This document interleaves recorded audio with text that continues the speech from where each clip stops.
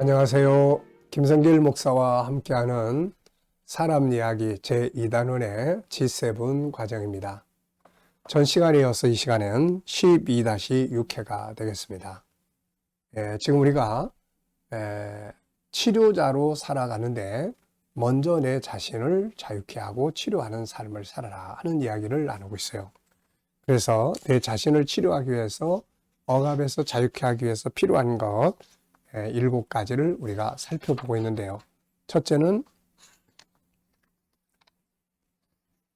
자기 자신을 자유케 하기 위해서 필요한 부분들에 대해서 이야기를 나누고 있는데요.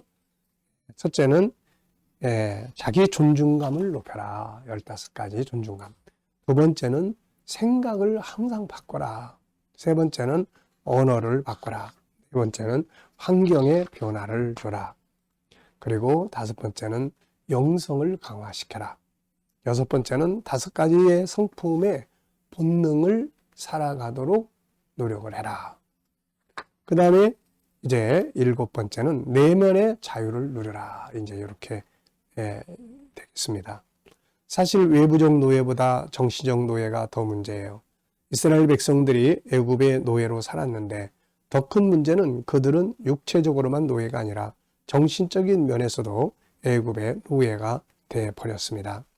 결국 이것 때문에 그들은 실패하고 마른 거죠. 애굽의 종교, 애굽의 문화, 음식, 애굽의 종살이에 익숙해진 삶 등. 자, 요셉은 육체적으로는 노예가 되었지만 내면의 세계, 정신, 삶에서는 자유했습니다. 요셉이 17살에 애굽으로 내려갔거든요. 근데 거기서 110세에 죽습니다. 93년을 애굽에 산 거죠. 근데 그가 마지막에 세상을 떠날 때 한 이야기를 보면은 그는 겉모습은 애굽인의 옷을 입었고 애굽 사람의 말을 했지만 그 내면의 세계는 바로 가나안, 이스라엘 사람으로서의 자기 정체성을 가지고 있었던 거죠. 그래서 그는 마지막 세상을 떠날 때 가족들을 모아놓고 하나님이 반드시 우리를 그 가나안 땅으로 이동하게 하실 거다. 그때 내 해골을 취해서 가지고 가라. 제가 이제 영상을 찍을 때, 그 다큐 영화를 찍을 때 세겜이라는 곳에 갔었어요. 그곳에 가보니까 요셉의 그 무덤이라고 하는 곳이 있는 것을 본 일이 있습니다. 그러니까 내면의 세계는 자유한 거예요. 노예가 아닙니다. 자, 근데 이스라엘 백성들이 이제 나중에 애굽에서 나올 때 그들을 보면은 육체적으로도 애굽의 노예로 살았지만 문제는 내면의 정신이 완전히 애굽 사람처럼 돼버린 거예요. 그러다 보니까 광야에 나왔을 때 그들이 광야의 어려움 때문에 실패한 게 아니라 그 애굽인의 이 정신 때문에 결국 실패를 한 거거든요. 그래서 우리가 내 외부적인 삶은 혹시라도 좀 그렇게 모자람이 있고 부족함이 있어도 내 내면의 세계는 자유롭게 자기를 자유하게 하는 것이 정말 중요합니다. 내 잘못된 습관이라든지 한번 안 되면 영원히 안 된다고 하는 내면의 이런 억압에서 스스로 풀어내야 돼요. 이거 여기 보면은 한 사람이 이야기를 써놨습니다. 제임스 네스мет이라는 소령의 이야기인데요. 그는 베트남 전쟁에 참전했다가 포로가 되어 장장 7년 동안 초등학생 한 명이 겨우 누울 수 있을 만한 독방에 갇혀 있었다고 합니다. 그에게는 다른 죄수들과의 만남은커녕 대화와 운동조차 허락되지 않았죠. 네스멧 소령이 할 수 있는 것은 둘 중에 하나였습니다. 그야말로 미쳐버리거나 상상의 나래를 펼치거나. 네스멧 소령은 후자를 선택을 했습니다. 그는 마음속에 골프장을 만들었죠. 그리고 생생하게 꿈을 꿉니다. 골프채를 쥔 자신의 모습을 골프장을 파릇하게 덮은 잔디, 곳곳에 서 있는 나무들, 그 나무 위를 오르락내리락하는 다람쥐들을, 얼굴을 스치는 바람을, 하늘에 떠있는 구름, 함께 골프 치는 사람들을 얼마나 생생하게 상상을 했던지 그는 골프복의 촉감과 잔디 냄새와 다람쥐들이 잽싸게 움직이는 소리까지도 느끼고 맡고 들을 수 있었다고 합니다. 제임스 네스멧 소령은 매일 4시간씩 상상의 18홀을 돌았어요. 7년 뒤 자유의 몸이 된 네스메스 소령이 골프채를 손에 쥐었습니다. 그리고 현실의 18홀을 돌았죠. 놀랍게도 그는 첫 게임에서 70타를 쳐냅니다. 7년 전과 비교했을 때 그의 골프 실력은 무려 20타나 향상되어 있었어요. 제임스 네스메스 소령이 해냈다면 당신도 할 수 있는 거죠. 오늘부터 성공한 자신의 모습을 매일 생생하게 그린다면 실제로도 성공할 수 있습니다. 실제로 내 상태가 어떠냐가 아니라 내 생각 속에서 내가 어떤 것을 꿈꾸고 상상하고 사느냐, 이게 중요한 거죠. 어떤 분은 눈을 감고 기도를 하면은 천국을 생각하게 되고 눈을 뜨면 현실이 보여. 그래서 이분은 기도 생활을 많이 하게 됐다고 하죠.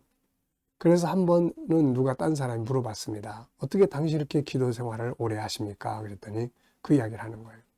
눈을 뜨면 현실의 괴로움이 항상 나를 억압합니다. 내 눈을 딱 감으면 내 생각은 천국으로 옮겨갑니다.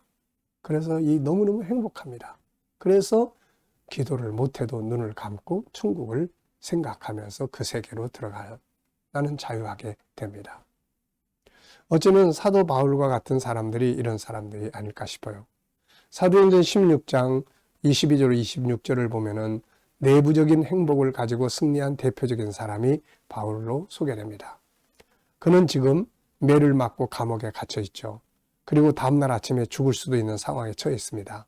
그런데 그는 이런 상황에서 모든 사람이 들을 수 있도록 찬송을 부릅니다.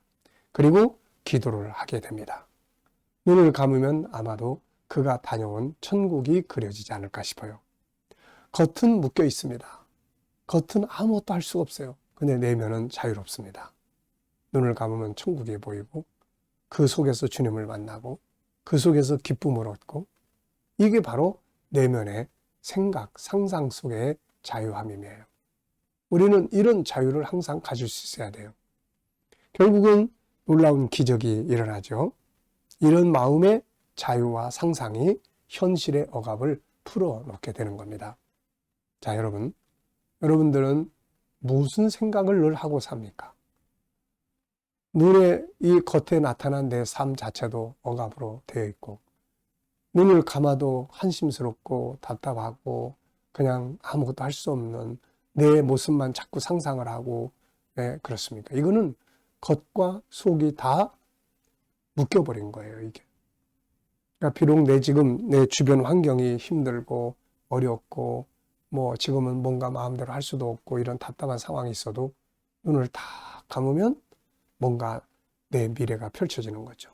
잘하는 나, 뭔가 할 줄 아는 나, 뭔가 힘차게 달려가는 나, 뭔가 이루어내는 나, 하나님 말씀 안에서 천국을 그리고 그 안에서 자유롭게 살아가는 나, 이게 필요한 거거든요. 이게 승리를 만들어내는 거예요. 결국 내면의 그런 생각은 밖으로 나타납니다. 그래가지고 결국 그 사람의 삶을 승리하도록 이끌어주는 거죠. 요셉이 노예로 갔을 때 현실은 얼마나 힘들었겠어요. 노예로. 아무 희망도 없이. 그런데 눈을 딱 감고 내면의 세계를 펼치면 자기 꿈이 보이는 거예요. 꿈.